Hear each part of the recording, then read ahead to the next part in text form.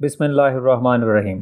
اندلس پر مسلمانوں کے حملے کے محرکات۔ افریقہ یعنی موراکو کے شمالی ساحل پر قلعہ سبتا ابھی تک عیسائیوں کے قبضے میں تھا۔ اس قلعے کا قلعہ دار ایک شخص کاؤنٹ جولین نامی تھا جو قیصر قسطنطنیہ کی طرف سے مامور تھا۔ قیصر کے زیر انتظام افریقہ کے سارے علاقے مسلمانوں کے قبضے میں آ چکے تھے۔ صرف یہی ایک قلعہ باقی تھا جو صلح کے ذریعے جولین کے قبضے میں چھوڑ دیا گیا تھا۔ جولین نے اندلس کی عیسائی سلطنت سے اپنے تعلقات قائم کر لیے تھے کیونکہ قسطنطنیہ کے مقابلے میں اندلس مقام سبتا سے زیادہ قریب تھا۔ اندلس کے آخری گاتھ فرمانروا وٹیزا نے اپنی بیٹی کی شادی جولین سے کر دی تھی۔ جب وٹیزا کو سلطنت سے معزول کیا گیا تو جولین کو ملال ہوا، مگر چونکہ لرزیک کی تخت نشینی پادریوں کے حسب منشا عمل میں آئی تھی، لہٰذا جولین کو بھی مجبوراً اسے قبول کرنا پڑا۔ جولین کی ایک بیٹی فلورنڈا تھی جو بادشاہ وٹیزا کی نواسی تھی۔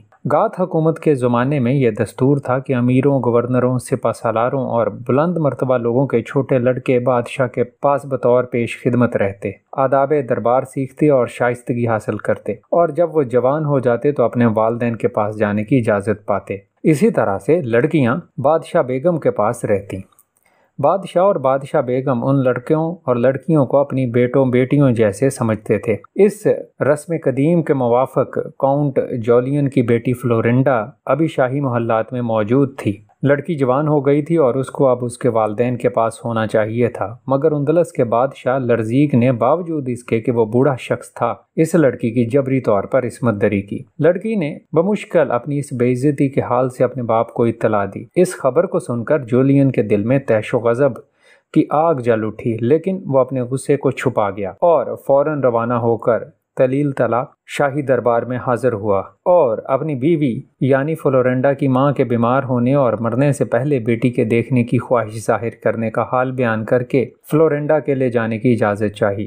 یہ ایک ایسا بہانہ تھا کہ لرزیک کسی طرح اس کی مخالفت نہیں کر سکتا تھا۔ چنانچہ جولین اپنی بیٹی کو لے کر سبتا میں آ گیا اور بدلے کی ترکیب سوچنے لگا۔ اس زمانے میں خلیفہ ولید بن عبد الملک کی جانب سے شہر کیروان میں موسیٰ بن نصیر خلیفہ کا وائسرائے تھا۔ طارق بن زیاد اس کا ایک بربری نسل کا غلام شہر تنجا کی حکومت پر مامور تھا اور ملک مراکش کی فوج اسلامیہ کا سپہ سالار۔ جولین اور اشبیلیہ کے اسقف اعظم اور چند عیسائی سرداروں کو ہمراہ لے کر کیروان پہنچا اور موسیٰ بن نصیر سے ملا۔ انہوں نے موسیٰ کو اندلس پر حملے کی ترغیب دی اور کہا کہ آج کل اندلس میں ایک شخص غاصبانہ طور پر مسلط ہے۔ موجودہ حکومت اندلس رعایا کے لیے ایک قہر الہی بنی ہوئی ہے۔ بنی نوع انسان کے حقوق انسان ہونے کی وجہ سے آپ پر جو عائد ہوتے ہیں، آپ ان کو ادا کرنے میں اور اہل اندلس کو اس جہنم میں سے جس میں وہ آج کل مبتلا ہیں سے نجات دلائیں، اور آپ کے علاوہ دنیا میں کوئی اور طاقت ایسی نہیں ہے جس کے پاس ہم اپنی فریاد لے کر جائیں اور اس کے ذریعے اس مصیبت سے آزادی پائیں۔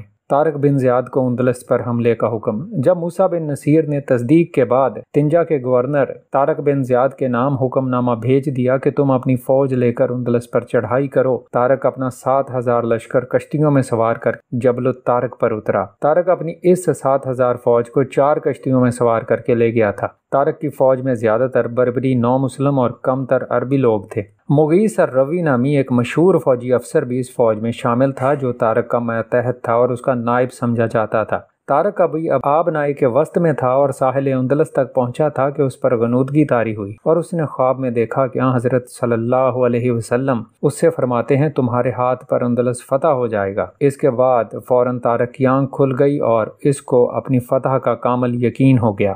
باقی کے واقعات اگلی ویڈیو میں ہم بیان کریں گے انشاءاللہ۔